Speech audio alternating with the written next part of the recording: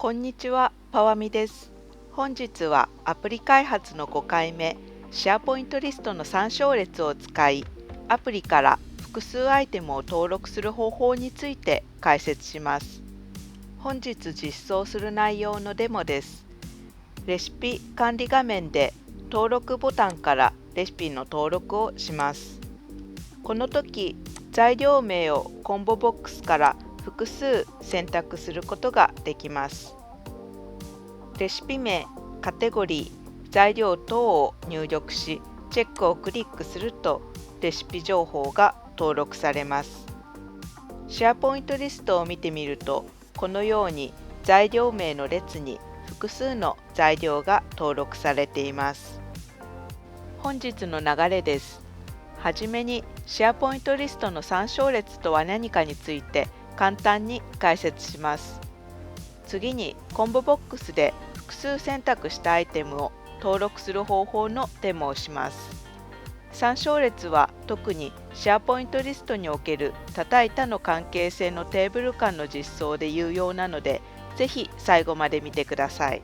このチャンネルでは Power BI、Power Apps、Power Automate 等パワープラットフォームの使い方を紹介していきます。もしよかったらチャンネル登録もお願いします。Twitter、ブログでの情報発信もしています。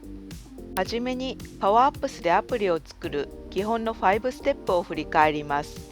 全体の流れとしては、アプリ設計、データベース作成、アプリ開発、テスト、修正、発行、共有の順に進みます。今回は3ステップ目のアプリ開発をアプリの設計に沿って行います。まず、シェアポイントリストの参照列とは何かについて説明します。シェアポイントリストの参照列を使うと、別のリストの列データを参照して登録することができます。例えば、今回は左のレシピリストに材料リストから材料名の列を参照して持ってきています。参照列は1レコードに複数のアイテムを登録できます。例えば、カレーのレシピで材料名列に玉ねぎ、人参、牛肉をテーブル型で登録できます。参照列は多対多の関係のテーブル間の実装に便利です。多対多の関係とは、今回のレシピリストと材料リストのような関係です。レシピリストの1つのレコードは材料リストの複数のレコードに関係しており、材料リストの1つのレコードもレシピリストの複数レコードに関係している状態です。わかりやすく絵で見てみます。レシピリストのカレーは材料リストの人参、玉ねぎ等に関係します。逆に材料リストの玉ねぎから見てもレシピリストのカレーやシチューに関係しています。これが多対多の関係です。この多対多のリレーションシップを実装するにはいくつかやり方があります。代表的なのが図のテーブル3に示すような中間テーブルを作成する方法です。中間テーブルにレシピ ID 列と材料 ID 列を持ち、2つのテーブルを紐付けます。そしてこの中間テーブルとレシピリスト、材料リスト、それぞれのテーブル間は一対多のリレーションシップで紐づきます。この実装方法は一般的ではありますが、シェアポイントリストを使う場合、データベース自体でこのような中間テーブルを自動で作成する機能はないため、パワーアップス側での実装が複雑になります。そこで別のやり方として、最初に説明した参照列を使う方法があります。参照列を使うと、材料リストの材料名の列を直接参照することができ、レシピリストの材料名は材料リストの材料名列に登録した材料から複数選択して登録することができます。レシピリストの材料名列をそのまま使ってデータ登録できるため、パワーアップス側での実装もとても簡単です。1レコードに複数アイテム登録するというのはデータベースでは一般的ではありませんが、今回はパワーアップス側の実装をシンプルにするため、この方法を採用しました。では実際にシェアポイントリストで参照列を作成する方法をデモします。シェアポイントリストのレシピリストに材料リストから材料名の列を参照して追加します。やり方は簡単です。列の追加からその他を選択します。列名を入力し、参照を選択します。情報の取得先は参照元の材料リストを選択します。取得する列は材料名を選択します。今回は複数の材料を登録するため、複数の値を許可にチェックを入れます。これで OK をクリックすると、参照列で材料名列が作成されました。データを新規に登録する際は、ドロップダウンで参照元の材料リストの材料一覧から選択することができます。これで参照列で材料名列の追加ができました。それでは次にコンボボックスで複数選択してシェアポイントリストの参照列に登録する方法をパワーアップス画面で解説します。パワーアップス側でレシピリストの登録画面を作っていきます。参照列を使う場合、最も簡単な実装方法はフォームコントロールを使うことです。データソースでレシピリストを選択すると、自動的にフォームが作成され、材料列はドロップダウンで材料名を選択することができるので、このままサブミットフォーム関数で登録することができます。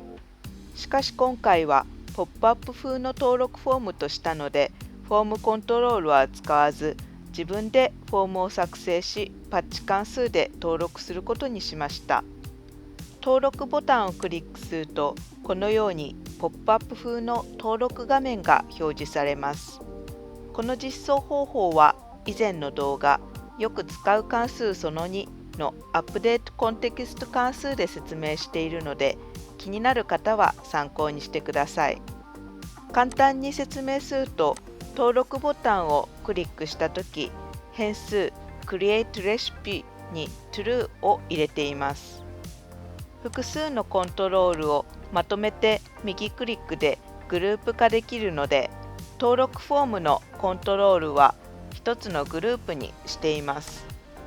レシピ登録フォームのグループの Visible Property に変数 Create Recipe を設定すれば、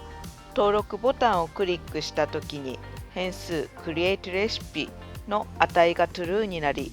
登録フォームの Visible Property も True になります。フォームの作成はテキスト入力やドロップダウンのコントロールを使っています。材料の登録は複数選択する可能性があるため、コンボボックスを使います。ドロップダウンとコンボボックスの主な違いは、コンボボックスの方が複数選択でき、選択肢の検索が可能な点です。複数選択を許可するには、Select Multiple Property を True にし、選択肢の検索を許可するには、Is Searchable Property を True にする設定が必要です。そして表示する選択肢は Items Property で設定します。レシピリストの材料列で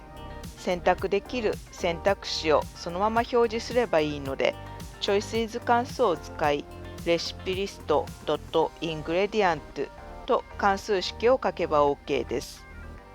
Choices 関数を使うと、その列で選択できる選択肢の一覧が取得できます。登録するレシピ情報を入力し、最後にチェックアイコンのクリックでレシピに登録します。登録ではパッチ関数を使います。パッチ関数については以前の動画、データベースへの登録やよく使う関数その1で解説しましたので参考にしてください。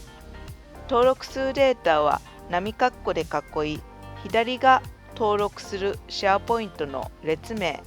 右が登録するデータになります。材料名の列はイングレディアントコロンコンボボックスのコントロール名 .selected items と入力すれば OK です。実際にチェックアイコンをクリックして登録してみます。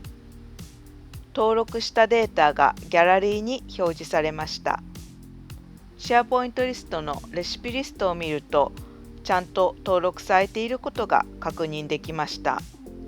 このような感じで参照列を使って複数登録をすることができました。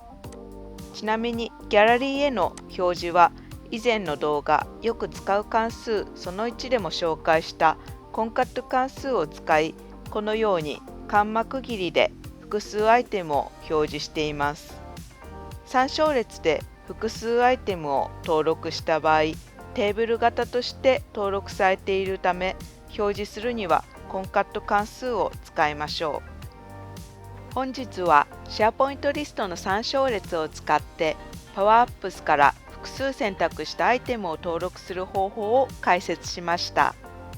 シェアポイントリストの参照列は便利ですが、中間テーブルを使う方が一般的で、通常のデータベースは1レコードに複数アイテムを登録することはできません。ちゃんとしたリレーショナルデータベースにしたい場合は、データバースやデータバース for Teams を使うことをお勧めします。本日はありがとうございました。もしよかったらチャンネル登録もお願いします。